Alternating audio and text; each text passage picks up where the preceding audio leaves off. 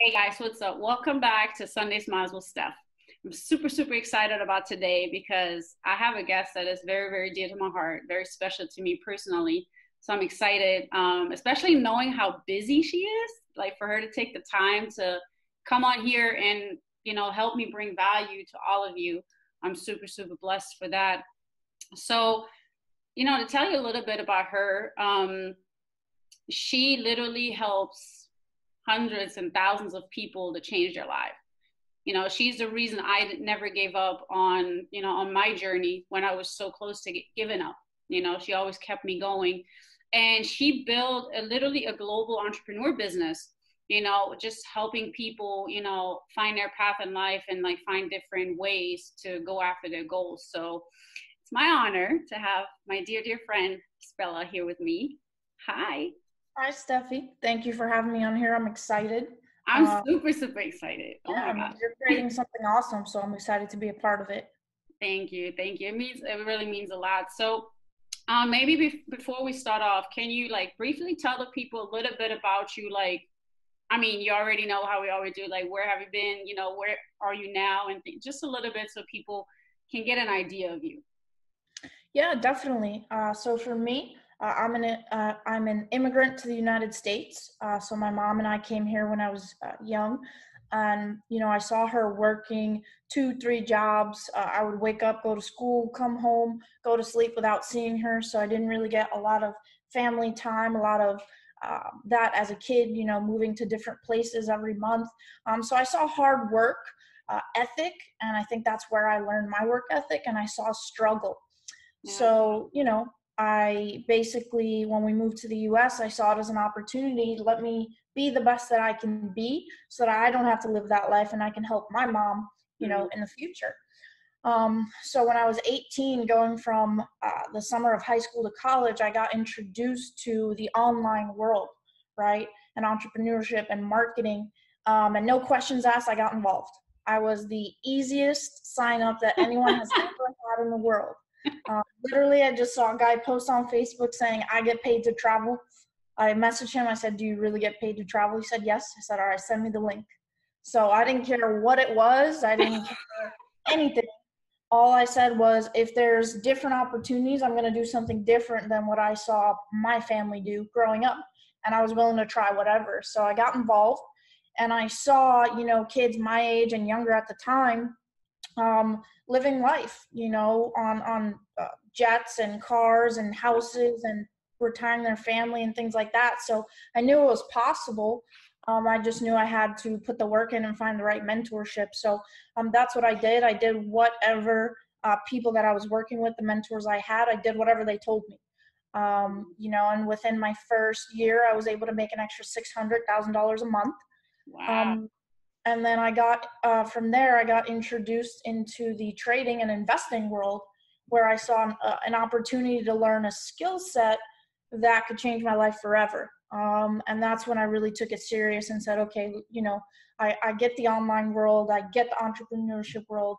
And now this is a tool, a skill set that I can learn on how to multiply my money like the banks do. And I can literally make unlimited amounts of income. And it was crazy without being dependent on anybody else. I could sit at home, make as much money as I wanted to. So I took it serious. I bought courses, bought a bunch of stuff going around for probably a good year, wasted a lot of money. And also, but I don't see it as a waste. I see it as a lesson, because it was paying my dues. Just like when we go to college to pay a tuition, right? I was paying my tuition to learn my lessons to be able to elevate. Yeah. And then from there, I met one of my mentors now, Mr. Christopher Terry. And at that point, I was seeing consistent returns. But that's just from there, that's when just my income had blown up in the trading world. And then it got also re-involved with the marketing world once again. So combining both, just finding online entrepreneurship, I got so excited that this is a skill set that's changing my life, that I need to share this with the entire world, right? Because if I'm, out eating and I'm making a couple $100 from my phone, and the waiters are busting their butt for a couple bucks an hour, I felt it was selfish of me not to share that with people. So I make it my duty to share it with people all the time. And if it's right for them in their lives, they act on it. If not, not.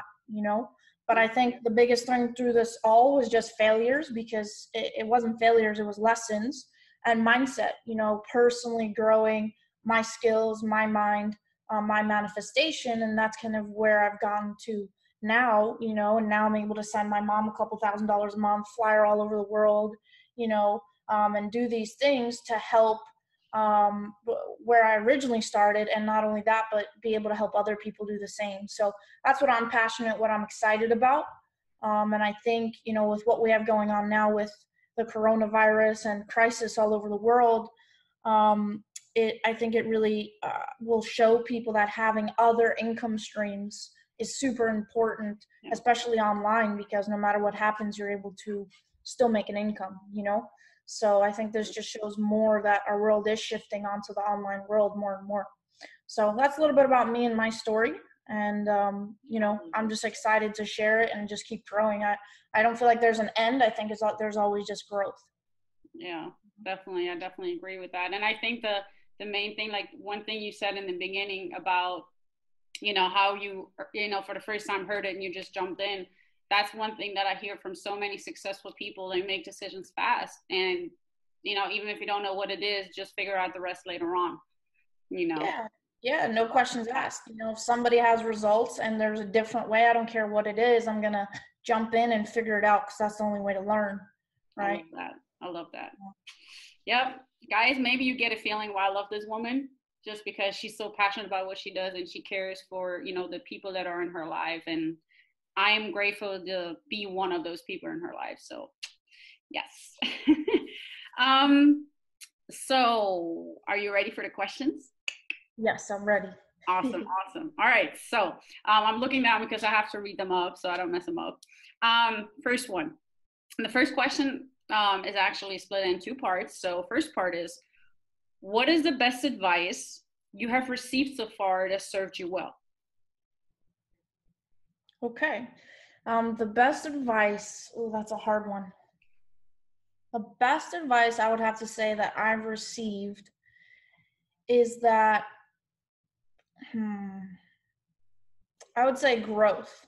So I used to think like, when I make it there, I can do this and I can do that, and I can retire my mom and I can travel the world and pay my bills. And I always think when I get there, and I think what I realize is that there is no ever getting there. I think it's, going through a phase of growth and just achieving a little bit more, and going through another phase of growth and achieving a little bit more. And I think when I learned and understood that, with every new phase of growth and new level, I'm going to go through something. I'm going to go, have a devil that I need to pass, a lesson that I need to pass, and then I'm going to level up. So I think that's probably the best piece of advice and patterns that I see with all successful people is it's not about the specific skills or anything like that. It's the mindset of growth and not leaning back when the challenges come, but being excited to push through them to get to that next level of achievement. I love that. It reminds me of something. I'm not sure if you told me that. My cat always has to be on the calls, always. Always. She wants to say something. It's fun. Yeah, he's crazy. He's like quiet all the time, but as soon as I get on a call or something, he goes nuts. Oh, my dogs are the same. I get on a call, they have to eat, play, lick themselves. I'm like, okay. Yeah, that's very true. Now I forgot what I wanted to say. Now I lost my train of thought.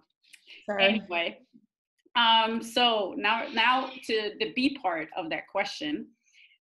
What's an advice you received that turned out to be horrible?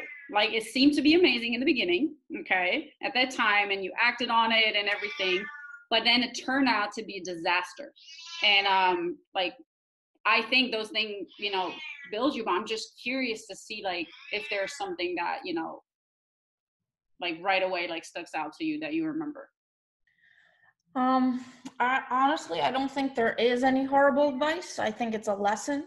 So there has been advice that I've been given that definitely didn't get me results, but I took it as it's a lesson of what not to do, what not to experience, and how I can lead others to not go down that same path.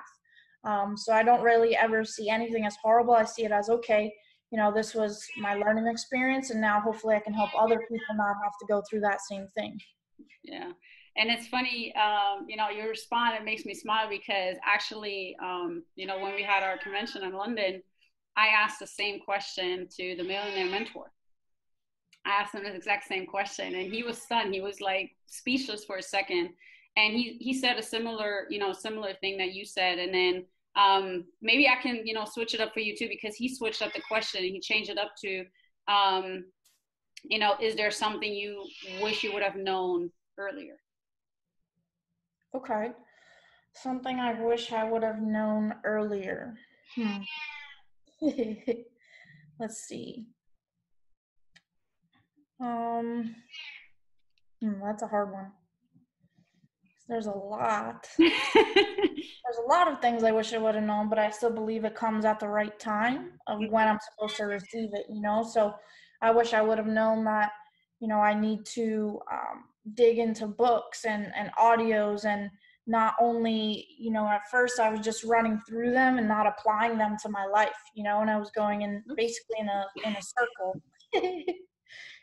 Basically I was running on a hamster wheel, because I was like, I'm doing everything I'm being told, I'm doing it, I'm going through it, but I'm not actually embodying it, taking it in, going through that. So, I wish I would have known that earlier, but at the same time, I wasn't ready to receive at that time. So I believe that, when you're ready to receive, that's when, the right things will come into your life. So that's probably the number one thing. And I can so relate to that, because that's the thing for me with, for example, Think and Grow Rich and Ask and It Is Given. Both books, I started to read them and I just wasn't ready for them. Like I had to, it was hard for me to read them. It didn't make sense. It was weird. And I had to put both books to the side, and later on got back when my mindset was ready to actually receive what is said in the book. So yeah, and a huge example of that for me, for example, the Secret. If you've, I'm sure you've read the book or listened to the audio. When I was like 12, my mom had the book and told me about it, and I didn't, do anything. And then the first day I joined when I was 18, my mentor actually told me to listen to this audio, and I stayed up all night listening to it. And I received it, I took it in, and then 2-3 years later, again, someone introduced it to me again, and I listened to it again, and I received different information from it, So I feel like at different points, we could listen to the same thing over and over, but at different points, we're going to receive things when we're ready and in different ways. Yeah, I agree. Awesome. All right. So this is the end of the first part. So we gonna cut it here, guys, and thank you, Spela, for this first part. I'm excited to see what's next to come, and guys, we will see you on the next one.